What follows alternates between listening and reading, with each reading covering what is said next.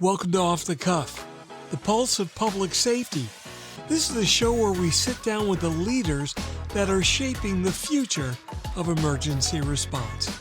I'm Mark Fletcher. I'm an ENP and Vice President of Public Safety Solutions at 911 Inform.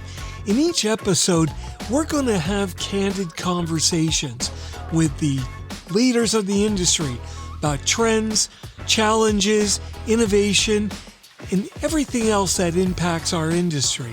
So whether you're on the front lines or behind the scenes, join us on this podcast as we look inside the evolving world of public safety. Hey, it's Fletch. Welcome to another episode of Off the Cuff. We normally do True Confessions of an ENP, but today we're doing True Confessions of a State Executive Director. Go figure. Welcome, Pokey Harris, who is the Executive Director from North Carolina. Pokey, I cannot tell you how blessed I am to have you on the podcast. Well, I don't think I've heard many people say I'm a blessing to them, Fletch, but on Good Friday, how befitting, how befitting. And by the way, since I am an EMP, it really does qualify for Off the Cuff. Well, there you go. There you go. True Confessions of an Executive Director, ENP. EMP. There we go.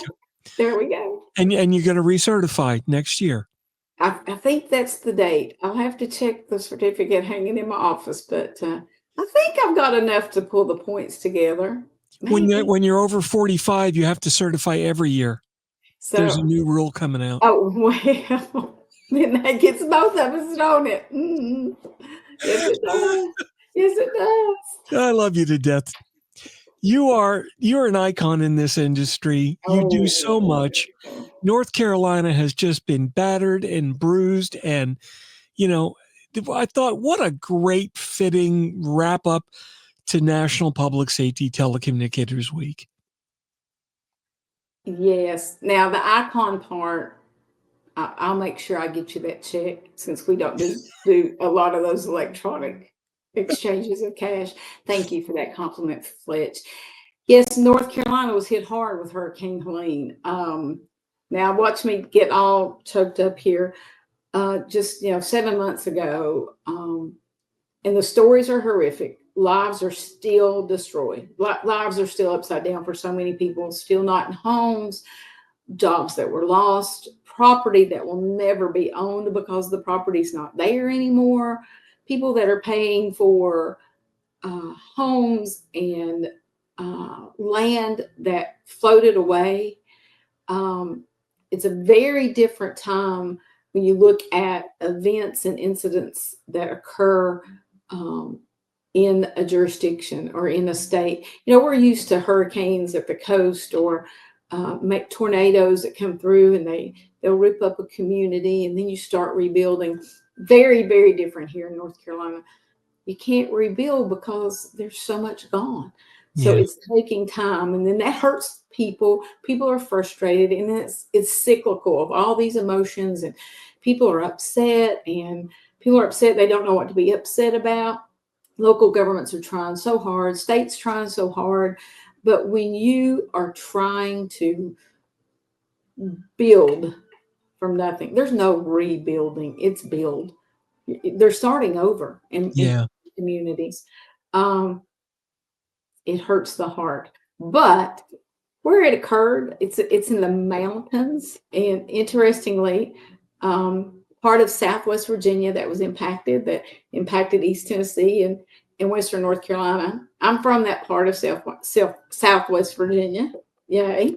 And mountain folks are resilient. They're hard workers. They're community oriented, and they know how to help each other. It's going to take time, but folks are going to rebuild, and they're going to be stronger than ever. It's that deep Appalachian courage and togetherness that you have to feel it and experience it. And I know people from that area, so I understand what you're saying. And it's just, whatever, mountain folk, call them whatever you want. It's just, they have very little. They have to rely on people to survive. So it's bred into their beings, right? I wish I'd have thought about it that you were going to ask this question. I would have worn my Appalachian Strong ball cap that I've been sporting around for a few months, or my hoodie, my Appalachian Strong hoodie. But Yeah, instead, you got food. yeah, oh, I did. I got fruit up. Waits to be on camera today. And yet, for me, even.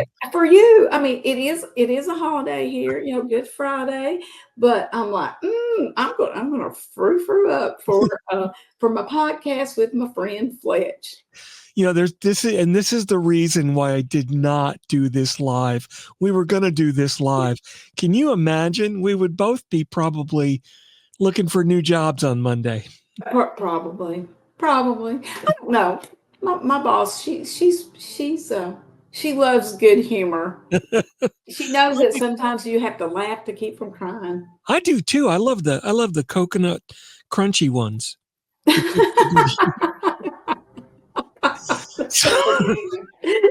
you.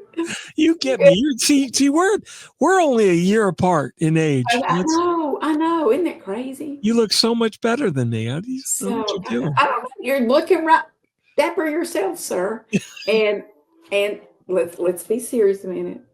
Knowing all the uphill battle for you for the last 2 years, 3. Yeah. You're doing good, friend.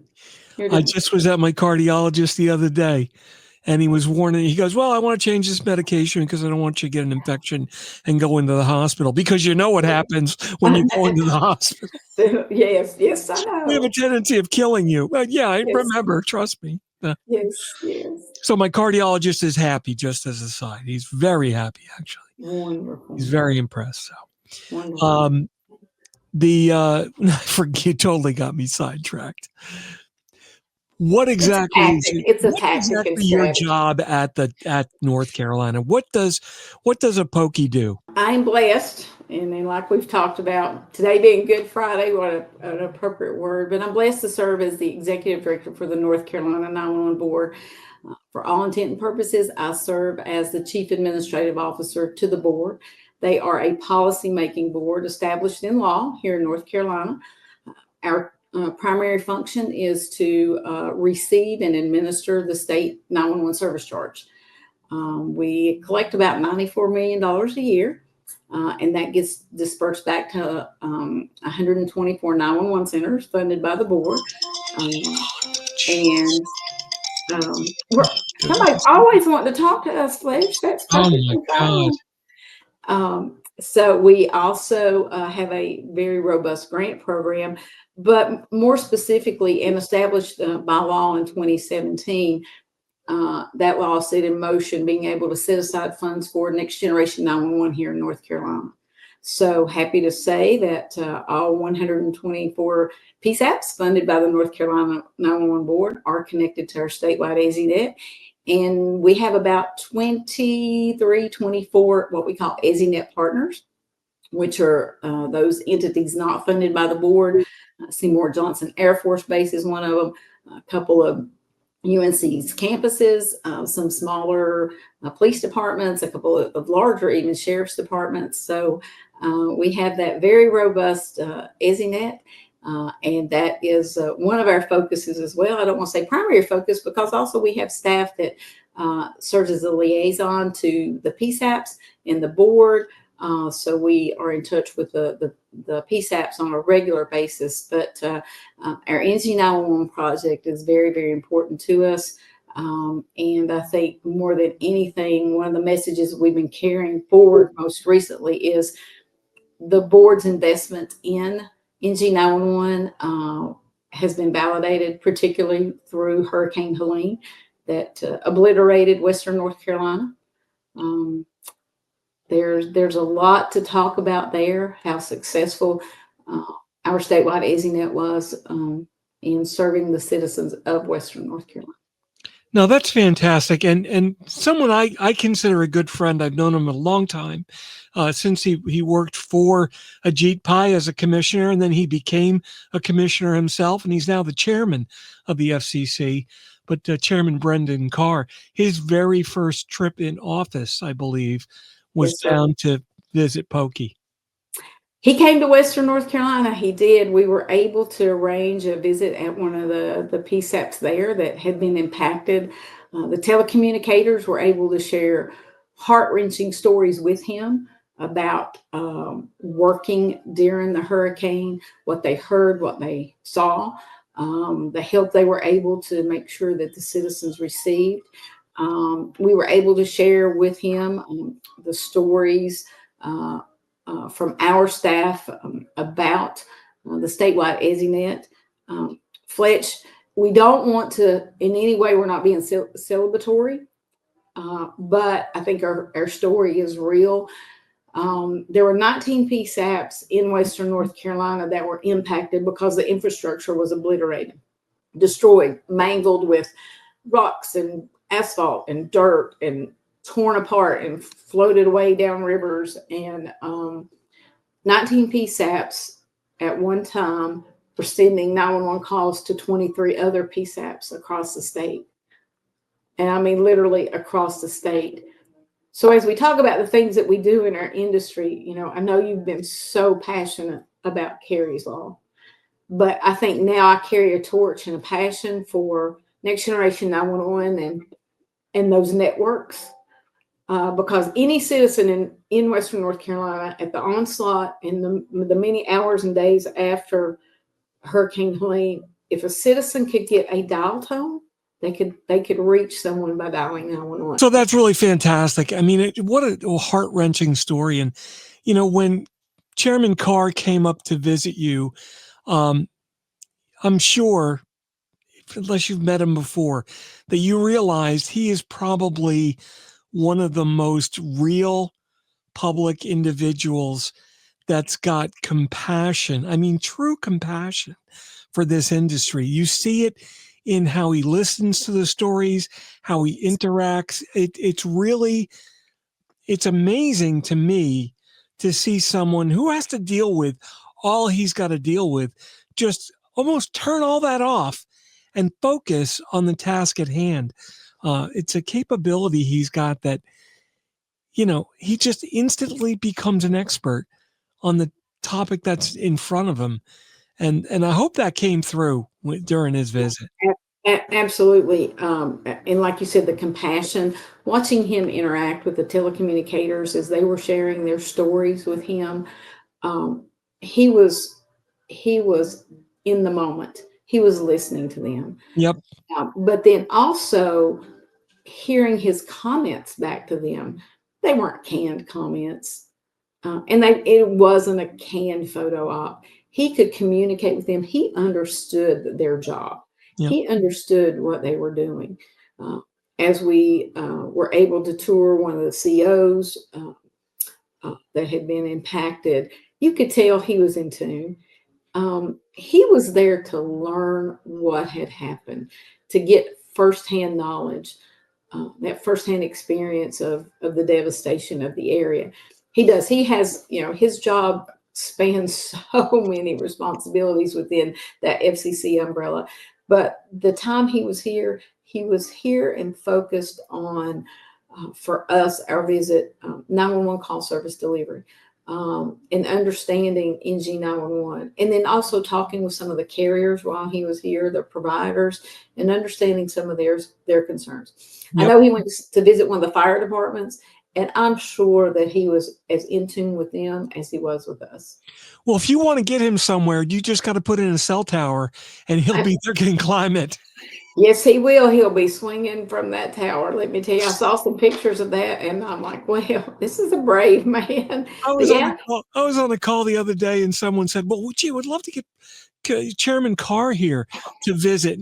And somebody else said, well, just put up a cell tower. He'll come down and climb it. Yeah. Yes, exactly. Oh, exactly. And his pick for the director of Homeland Public Safety, you know, is Enji Nakazawa, is another great 911 individual that I met 10 years ago. And, you know, I've watched him throughout the career, and, you know, he was working for David Firth now David's working for him. And, you know, it's David, I love David another first. person. Let me just throw that out there. David, he is awesome. Let me tell you, he is awesome. And Zingy, love him too, but let me tell you, David Firth is one of my favorites. He's a Yeah. good man. But you know what? It's a group at the FCC right now that's in charge Oh, primarily of the 911. I mean, these are the folks that call out what happens in our industry. yes. And we've got the top three people are number one good people. They all get along. They all think the same way. They're proactive. They understand. This is going to be a very exciting time for next generation 911 because it's ready. It's right to the little top of the hill. Yes, it And is. there's Yes, it is. places like yourself that are over the hill. Now you're pulling, right? Yeah. Instead of pushing. Well, you know what? We're going to pull. And if we have to get behind and help push a little bit to get everybody over that line, we're going to, because it's so important. You know, we join so many other states, you know, Georgia, Tennessee, you know, the folks that South Carolina, you know, the folks that we are neighbors to, Virginia, that true interoperability for our citizens for 911 call processing, we have to help each other get there. Which brings to mind, and I know this wasn't even a planted question for us to talk to today, but the funding for those jurisdictions, those states that the money's not there. Yep. You know, just even if it's funding, just to give them that boost that they need to get their project started, you know, to help them plan and strategize. You know, North Carolina, we're very fortunate with our 911 board. The board set aside through legislation funding earmarked specifically for NG 911 starting back in 2017. You know, we've had our eye on the mark moving forward with our strategic planning. And we've had the funding to do so. So I believe that we're as far along with 911, NG 911 as any state can be, and that the industry will allow. Interestingly, I had someone say, "Well, what's North Carolina going to do now since you're NG 911?" And I'm like, "It's not an end state. It's not an end state, and there's so much more to do."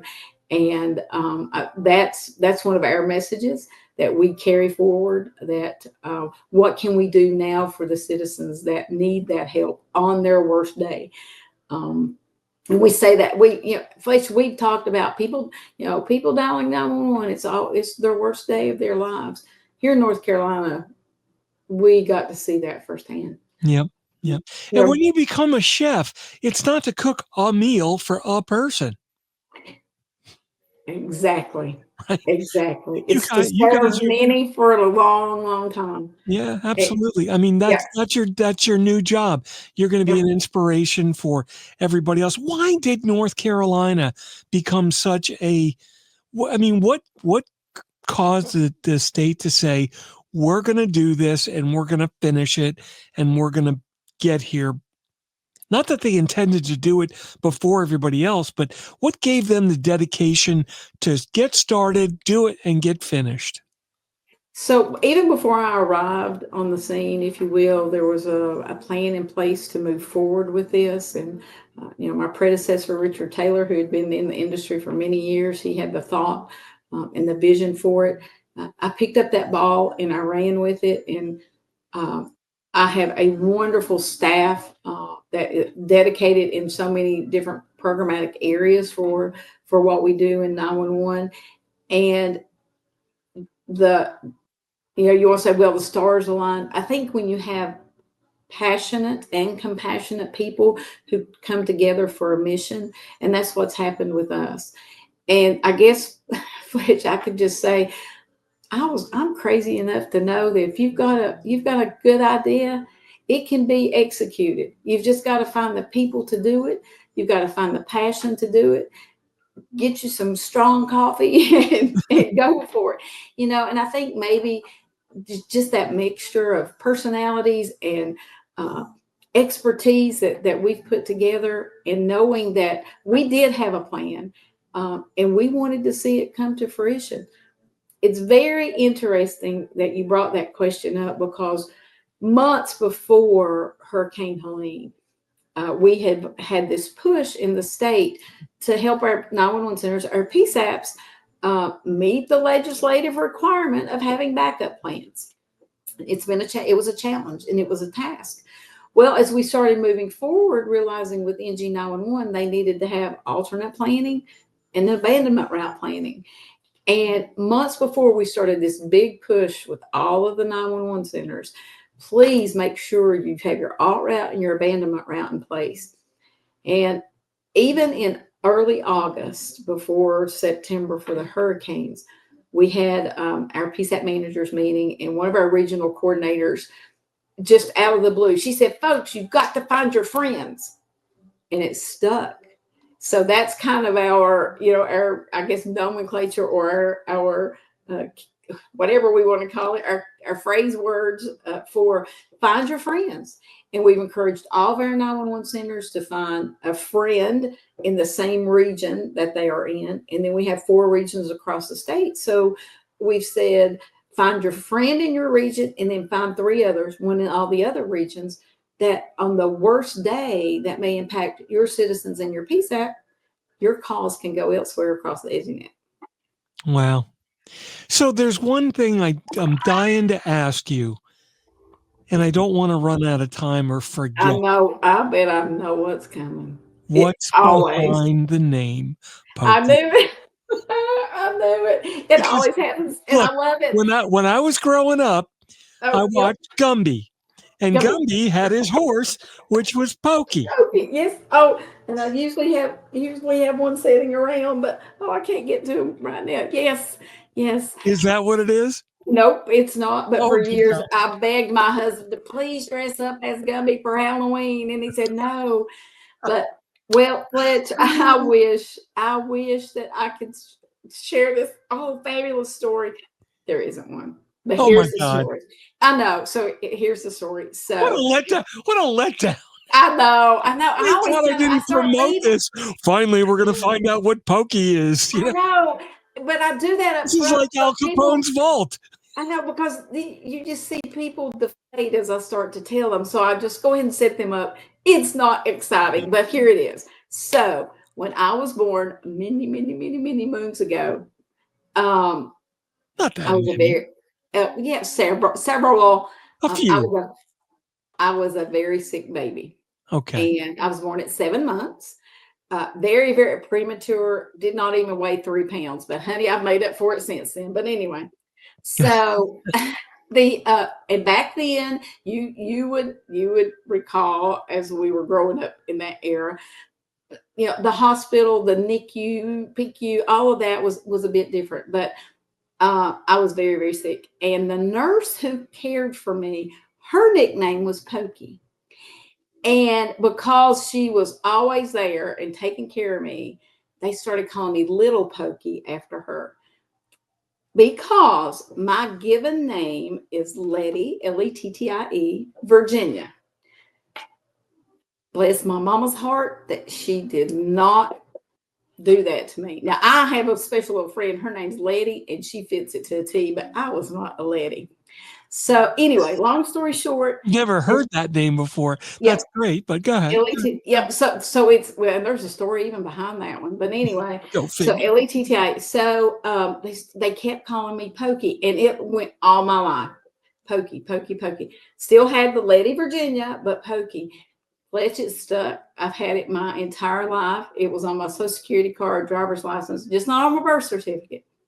So a story it's on your driver's license? It is, but there's a story behind that. So so after everything that happened in 2011 in the county where I was the emergency manager, we had a tornado, and I let my driver's license expire. So I run up to the DMV to get my driver's license renewed, and she said,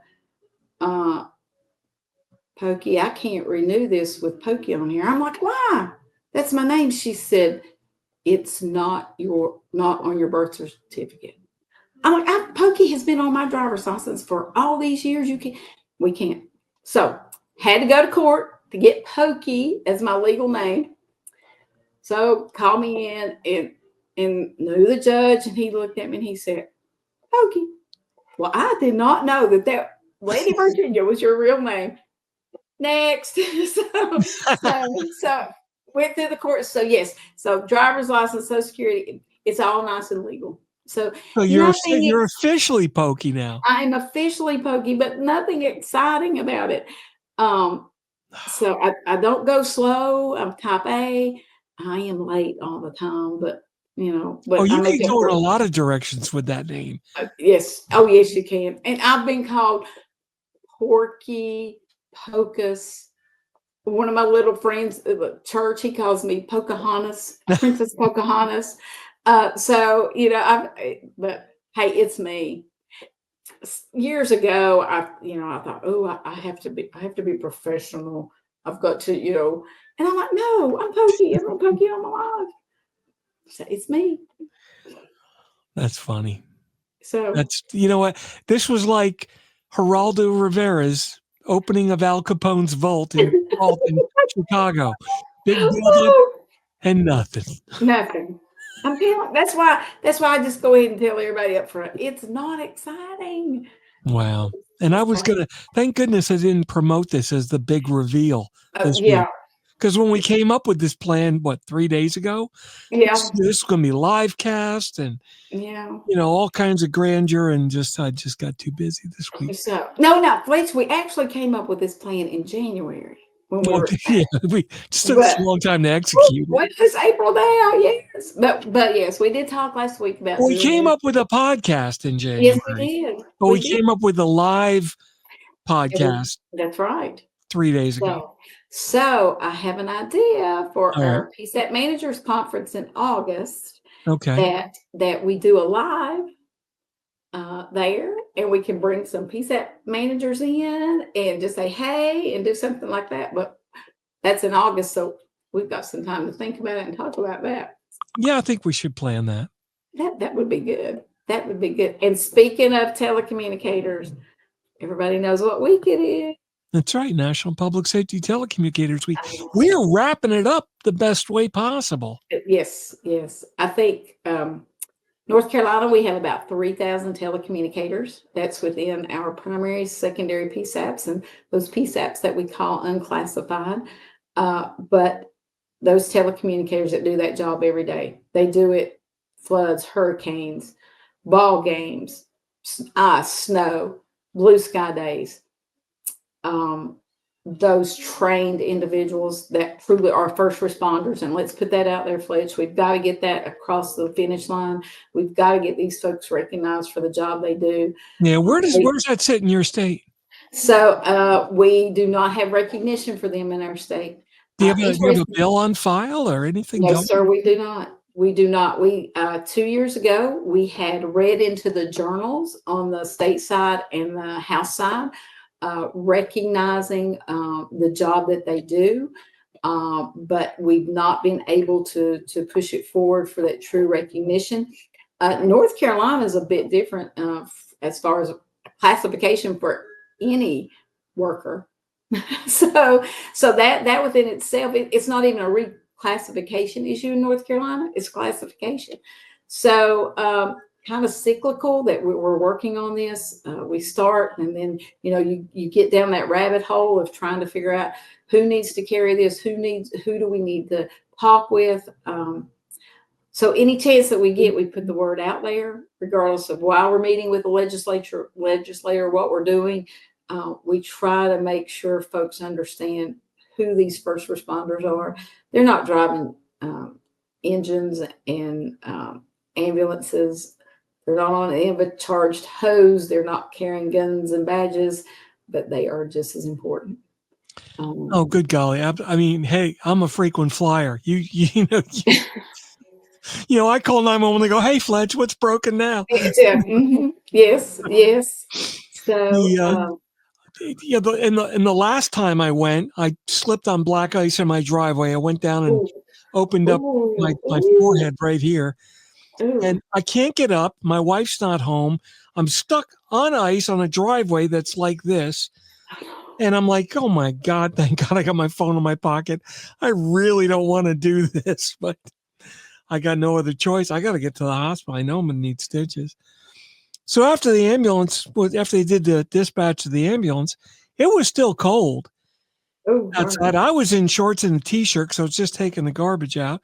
But she stayed on the line with me to make sure I stayed conscious. And, she's following protocol. And I know what the questions are coming. I go, do you want me to go through the answers or do you want to make this official and read them?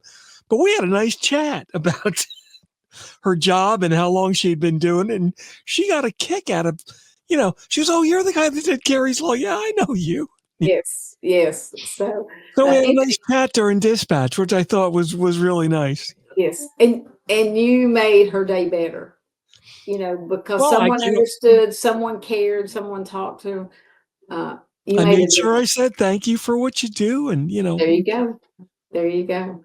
So it is a thankless job for those folks. I tell many people that I was not cut out to be a telecommunicator from day one. I probably would have been dismissed if I stayed behind that desk, because some of the callers I probably would have given your opinion on my duties. But anyway, so I think I was a better fit across that desk in an administrative role, and hopefully the things that we do here in North Carolina and the things that our 911 board does, as we're here to provide a system, a network for the citizens. I hope, though, that what we do as a board and our staff, that all of our telecommunicators understand we appreciate what they do. It cannot happen without them. What did you guys do for telecommunicators this year? Anything? Did you Yes. Did you come up with a program or something? So we did, and so the last few years we've been doing a photo contest. So everybody has a theme day. And so send in your photos. We'll get an impartial judge that will judge who had the best photo, best event. And then we have a first place and a second place winner. First place, what we'll do is pizza with Pokey. And so I take pizza to that PSAP, and as many of our staff members that can go do. Our chair of the board goes. And the second place PSAP gets pastries with Pokey. So donuts or something of that nature. So we'll do that, and it's gained a lot of attention. And we have PSAPs who are challenging other PSAPs, because if one wins this year, it's like, oh, we're coming after you next year. This year, our staff came up with the idea of a talent contest. We have been so excited about the videos we've been getting, so we look forward to judging those. But Fletch, I have to tell you something funny while we're talking about theme days and telecommunicator week. One of my regional coordinators got up with me and said, hey, Johnston County, Joko, that's my home county, said they're doing something for telecommunicator week on Tuesday, and they want you there to assist. Really didn't fib, so I'm thinking, okay, I'm going to go hand out awards. Fletch, I get there running like crazy that day. I walk in the door. All of my staff is standing there. All of the telecommunicators, they have on vests, because I'm known for wearing my vest. They have Pokey on their name tag, and their theme for that day was Dress Like Pokey Day. Fletch, it was warm to my heart. I cried, of course, because I was. And the funny thing was, I had worn my little dress blouse with my little flutter sleeves, but I didn't even have my vest on, because I thought I was going to be handing out awards and taking pictures and talking to moms and dads. But anyway, it was great. It was wonderful. So probably have to give them an honorable mention, because if they win, everybody will just say it was rigged. It was rigged. They just, she did it because they dressed like her. So I'll have to do something. Maybe we'll do an ice cream for them. Yeah, good humor ice cream. Oh yes, good humor. But good humor day. Yes. So just small ways to honor those. If you need a judge, winner, chicken dinner. Yes, sir. Thank you for offering. I will let staff know on Monday morning that we do have a judge. Thank you. I would be honored to be a judge. Are you kidding me? Wonderful. I might even shower and shave for that. I showered today. I got a little Oh, rough on here, but it's light. so, You can't really see it too much. well, I shaved my legs today too, so there. Well, because you got frou-frued. I got frou-frou. That's right. I got all frou-frou It's frou-frued with Fletch, on Friday. on Friday. Yes. Frou-frou Fletch Friday. Say that Friday. 5 times. Oh, frou-frou. Yeah. No. No. It's not gonna roll. Oh my goodness! I've been looking forward to this all week, and I knew this was going to be fun, but I can't tell you, I had no idea it was going to be this much fun. No, This thanks. could be a regular thing, Pokey. Let's do it once a quarter. You want to? We'll just sit down and talk about what's going on in North Carolina. You know what? I'd be happy to do a North Carolina what's up Frou all Frou cuff Friday. version. A Gotta- North Carolina Frou Frou Friday. There you go. There You you know what? go. Hey, if it promotes 911, if it promotes public safety, if it helps you do your job, then I'm doing my job. Yes, and that's I think I might steal that from you, Fletch. If what I'm doing helps you do your job better to serve the people, then we're doing the right thing. And we're There you go. exactly where we're supposed to be, whether it's whether it's sitting behind that mic getting the message out, or sitting behind a desk and signing papers and meeting with people. And one of my staff members says that Puggy, she even shakes hands and kisses babies. Whatever Shake it takes. babies and kiss hands, Yeah, that's it. Well, I was a telecommunicator for 5 years. When I got out of high school, was on the road as a special officer. That's what I did. I think I did a damn good job back then. I got into technology for 40 years, been doing technology for public safety. I think I did a pretty good job in that too. And now most of my time is spent right behind the microphone. And you know what? If people think I'm doing a good job, then God bless them. That's right. But I get enough comments from enough people to say, yeah, you inspired me. You made me do this. You got the message out for whatever. Well, that's it. And I think, sometimes, Fletch, that's why I try to find the humor in things and share humor with people, because Good humor. Good humor, yes. Because what the industry that we're in, it's so serious. It's about death. It's about destruction. It's about loss. And the people who manage that, whether you're on the end of that call, whether you're on the end of that network, we're all here literally for the people. It's their worst day. When you start dissecting it, we're all here to make sure whoever is having that bad day, whether it's the hurricanes and floods in Western North Carolina, or the diligent husband in his t-shirt and shorts taking the trash out that fell on black ice. We're here for them all, and to share messages. Yes, yep. To share messages about that, to get word out, for those people in the background that nobody sees aside from the telecommunicators. Your network engineers and your CAD administrators and all those folks. It takes every one of those people to be there for the worst day for so many. And people don't understand the humor, the joking. It's not out of any disrespect whatsoever. It's out of survival and dealing with that. And if you don't try to find dark, as dark as the humor is, if you don't try to find some humor in there, you will quickly erode into someone who can no longer be assistance to anybody. So it's a coping mechanism. It's not out of disrespect, but a lot of people don't look at it that way. Nope. Unless you're immersed in it, you don't understand it. Ironically, last Friday, out at a county in the western part of the state, new PSAP, funded from a grant from the 911 board, we were there to do the ribbon cutting, but they actually had a flag raising by the veterans, and that was pretty cool within itself. But walking through, and one of the telecommunicators, I was sitting there talking to him, and she said something that was hilarious, but it was dark, it was a dark joke. She went, "Oh, Miss Pokey, I am so sorry." I'm like, "Oh no, I understand. Yep. I totally understand." Yeah, and you have to laugh to keep from crying. And sometimes it is those dark jokes that the general public would just be they would be taken back. Let me just put it like that. But They that's how would, you absolutely. There was a horrible motorcycle accident I was on one day, and the poor guy got decapitated. And the comment by somebody was, "Oh, poor guy lost his head over the whole thing." And okay, Yeah. dark, very dark, but you know what? Got everybody through that afternoon. Yes. Yes.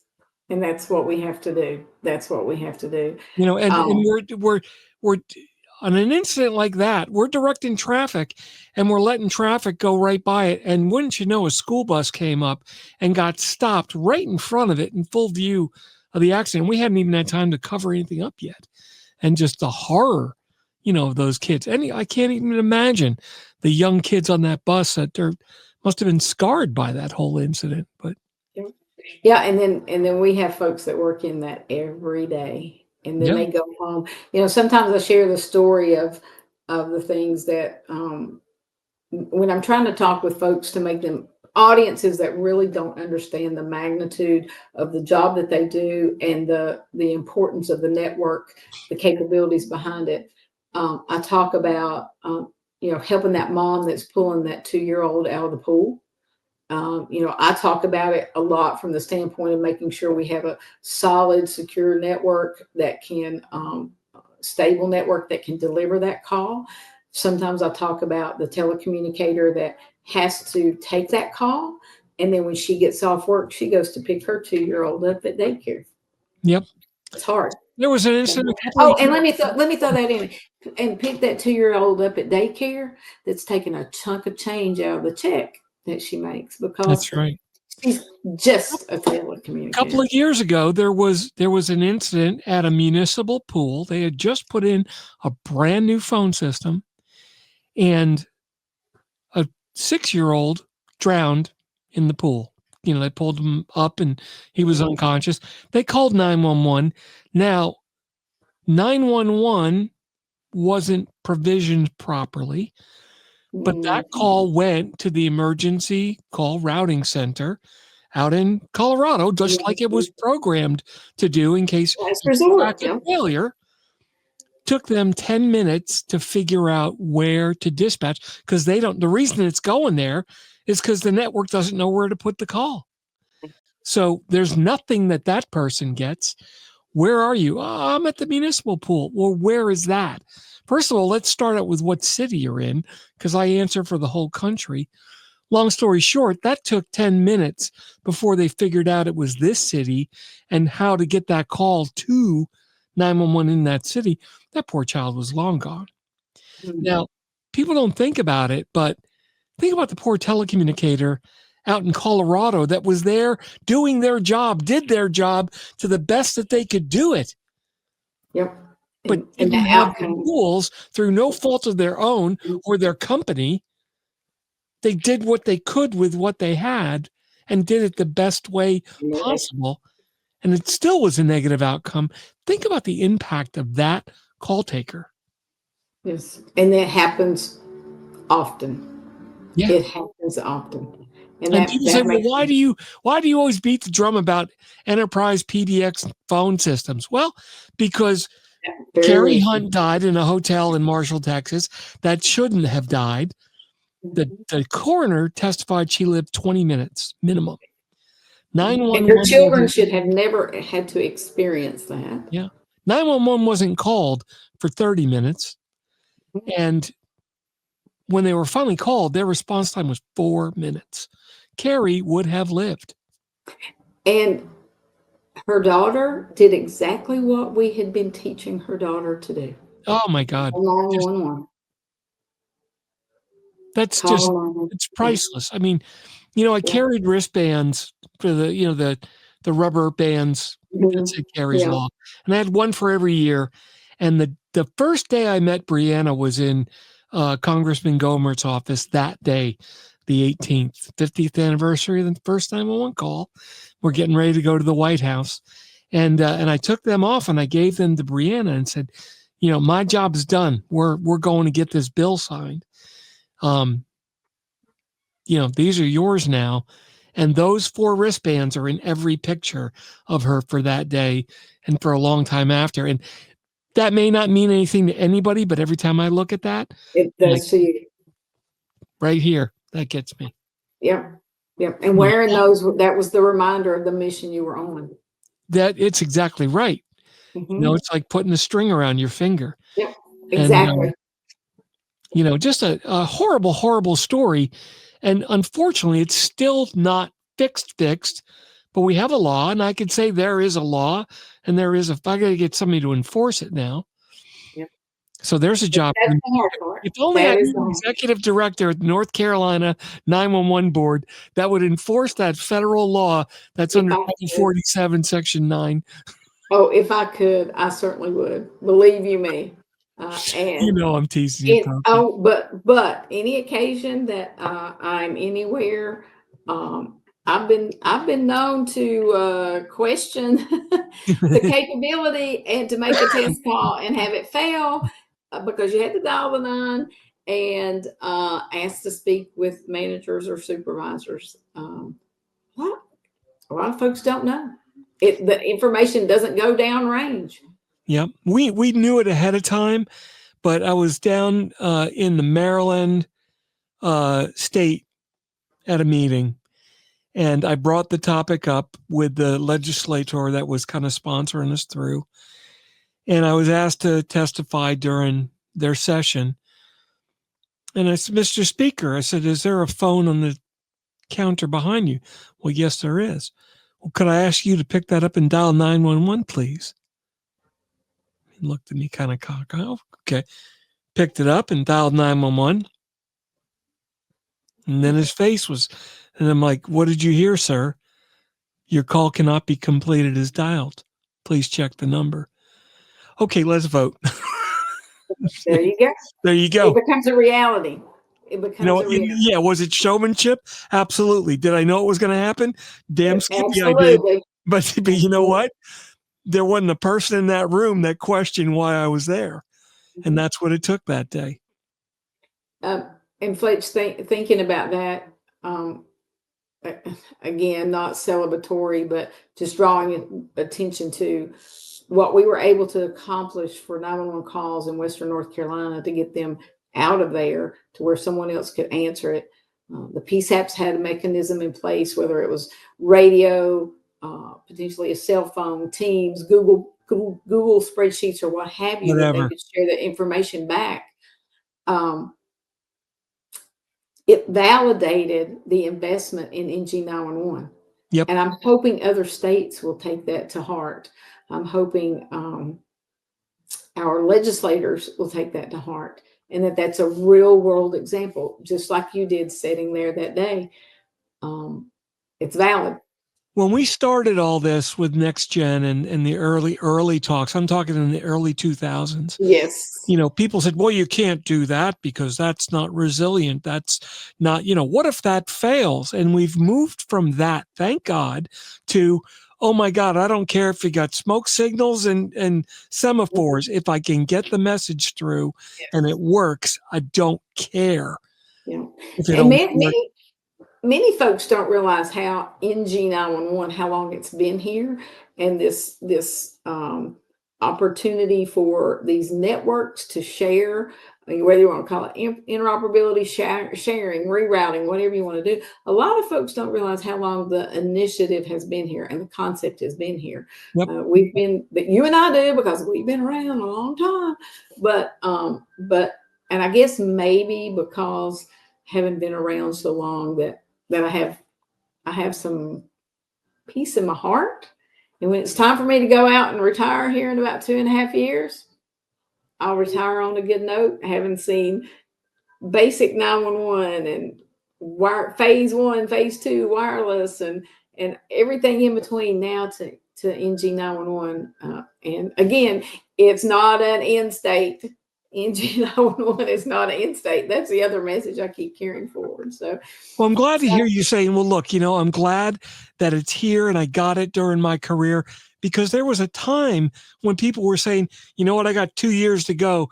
I'm not going to start this Next Gen project because I'm never going to finish it. I'm afraid it's not going to go through, and I don't want a failure at the end of my career. thank goodness those people are gone. That group of people are gone. And it's like, now we're in, let me get this done before I retire. And then you got the group that of your era that says, thank God I did it. And preparing the others that are going to come behind us, and they're going to carry it forward. And just imagine the things that they're going to do in the next 10 years that we've done in the last 10 years. And then there's people that are so old, like Steve Souter, who can't remember he's retired. I know. I saw a picture the other on social media that he'd gone to a 911 a telecommunicator week celebration the other day.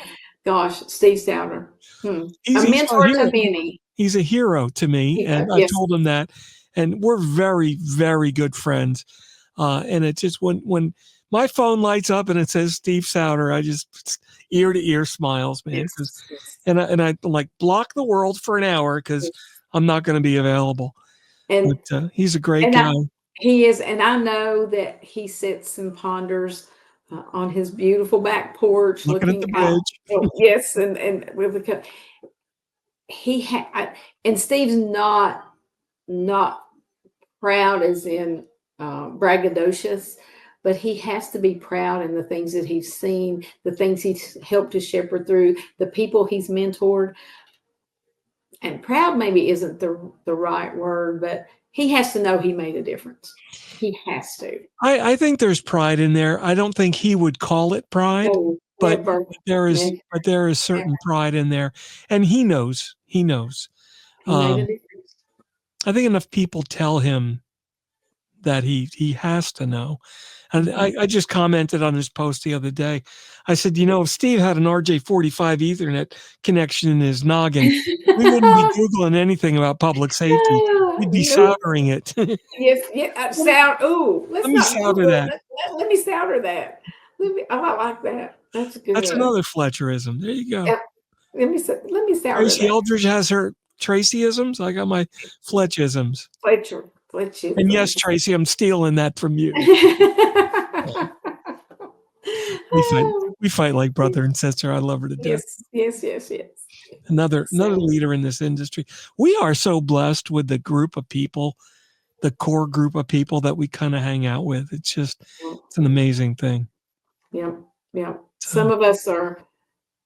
I think it's because that we too have a mission, and it may not necessarily be written in a plan, but we want to see our time in the industry. We want to make sure that it reaches the maximum capability that is there, the maximum potential for what can be for 911 call service delivery to every citizen in this country.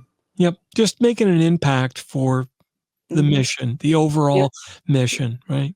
So, well, I am looking forward to, we're going to do this quarterly. We're on. Right. We are on. And that's about all as I'm going to plan. We're going to pick a date and we're going to go, okay, meet me here at this point in time and we'll talk about whatever's whatever. Yep. That sounds good. Yes. I love to talk with friends, catch up with friends. Why are you talking with me? I mean, but how did I get into that group? Somebody PayPal'd me some money.